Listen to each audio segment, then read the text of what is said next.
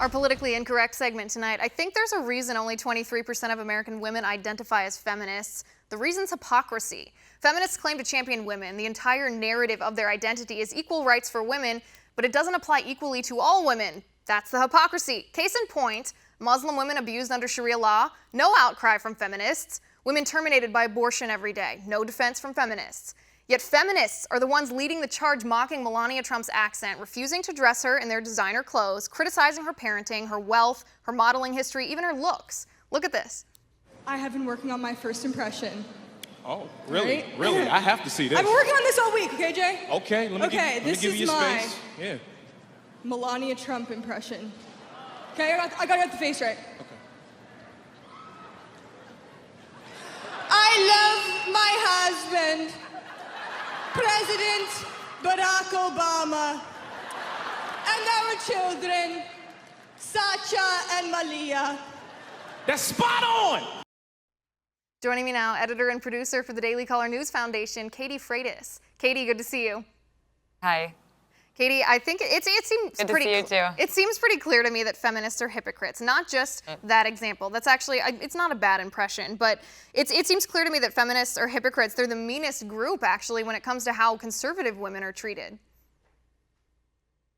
Exactly, and one of the things is that you had Gigi Hadid at the AMAs, of course, doing that impression of her, which impressions are fine. She said later after the fact that it was lighthearted, it was supposed to be in jest.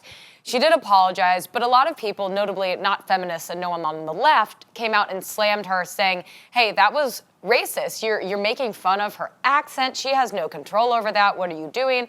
And there's been a host of other issues happening with people attacking women, specifically attacking Melania, for things that she can't control. She can't control being beautiful, like luck of the draw, good for her, but that's not her fault. They attack her for things that they don't even know are true, and it puts women in a horrible light. Right, and they're criticizing many of the practical things that she's chosen to do with her life, which I think is a bit counterintuitive from feminists who claim that choice is their platform, that they're standing up so that women could have any choice that they want. I mean, just this week they're criticizing Melania Trump for choosing to stay in New York City until Barron finishes his school year. Right. I mean, I interpret this, Katie, maybe I'm wrong here, but I interpret this as mocking a traditional role. Well, it's kind of funny. They couldn't quite. So Salon had a piece by Erin Keane out last week. And she was actually kind of making fun of Melania for that choice, for, staying back with Barron, for keeping less of a role in the White House and maybe Ivanka taking more of an active role as a faux first lady than Melania would be. And they were bashing her for, not doing the traditional White House first lady role because she won't be as active. And then they also bash her for staying back in New York to be with 10-year-old Barron so he can finish out his school year, as you pointed out. And they say these things about her that are so...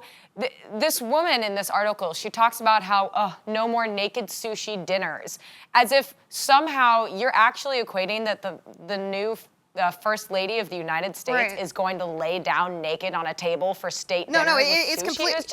It's crass and it's ugly. Right, it's insulting. I actually have that quote from that Salon article. Right. Like you said, it was written by managing editor Erin Keane. She says, bye-bye promise of naked sushi state dinners. We hardly knew ye. Solid gold blue room Christmas tree decorated with pots of Melania Lux Night Caviar Complex C6 with lipid matrix receptor technology. First of all, who even knows what any of that is? But I don't even know how to interpret this. Is she mocking Melania for her looks? For her beauty? Is she insinuating that she'd degrade the White House with naked women serving sushi? Or is she insulting Melania's success at being a woman entrepreneur?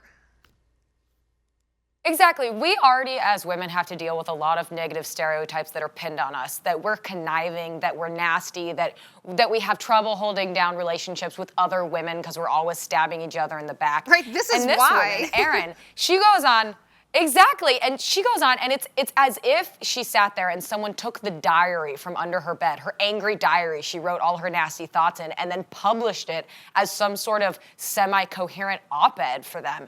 I didn't understand it. I was reading through it, and my jaw dropped at how ridiculous these insults were toward Melania, who's done nothing to deserve that kind of a slander. Right, and just going back, and I can't get over this hypocrisy, going back to the narrative that feminists are for equal rights for women, that they're supposed to be the proponents of choice here. How could they choose anything other than to applaud Melania for being brave, for choosing a non-traditional role as First Lady? Isn't that what they're all about? Breaking the glass ceiling, breaking boundaries, women trying new things and doing things that no woman has done before, and then the first one that does, because she's a conservative, oh, let's ostracize her? Well, and part of the thing, too, is that, because she's married to Donald Trump, she is a heretic. That she can never be a real woman. She can never be part of a feminist movement. She can never be idolized. She can never be praised because she is married to that horrible person, that nasty man, if you will. And you turn around and you see how she's behaving with Barron. She's trying to be a good mom. She's trying to take care of her son, whose life is going to change very radically in the next few months. And no one was saying that about Michelle Obama when she was trying to shield her kids when they were coming into the White House. Right, and it's not just how much Barron's life is going to change from here forward. I mean, think about the last year and a half. The Trump family has endured attacks from every side. He's seen his father called every name in the book. I mean, that's not easy for a kid. That's not easy for an adult, let alone a little child.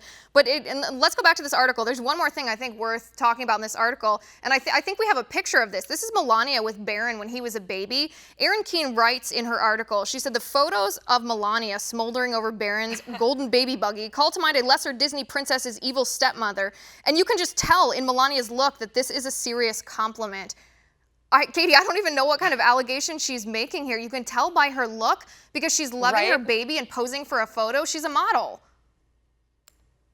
So you don't know, exactly. I can't imagine that Erin has met Melania Trump.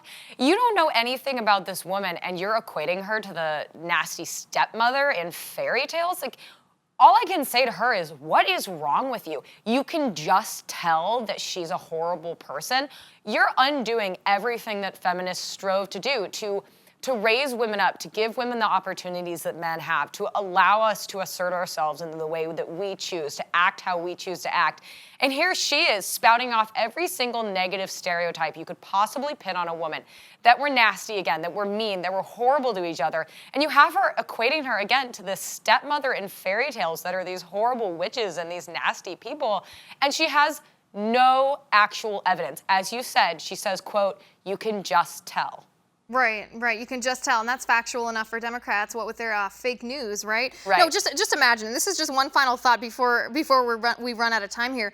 But imagine what the reaction would be if conservatives mocked Michelle Obama's accent, or Michelle Obama's career choices, or Michelle Obama's parenting. These feminists would be rabid. They would literally be rabid. Yet they're the ones leading the charge against Melania. It's a double standard. It's like I said at the beginning, Katie. This is why only 23% of women, not even 23% of Americans, 23% of women want to call themselves feminists.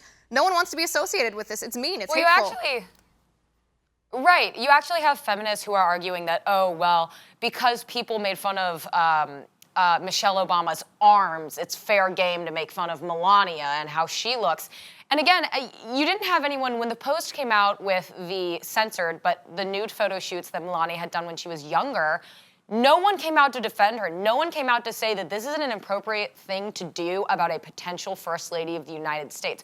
Where were the feminists shaming the Post for that? And where were the feminists saying, hey, you know what? She's allowed to do whatever she wants with her body. She made something of herself, and she did what she needed to do to get where she is today. No one said anything about that. No, it's the same double standard, because these feminists are the ones that are saying women can do whatever they want. You know, conservatives should stop slut-shaming. You know, this is empowerment if women want to do whatever they want with their body. But when a conservative woman does it, is that who we want to be the First Lady of the United States? Katie, I gotta go. They're telling me I gotta go, but thanks so much for being here. All right, guys, our next tipping point with Fred Flights, Iran's secret nuclear dealings that violate the Obama nuclear deal. Are we supposed to be surprised about this? We'll break down all the details straight ahead.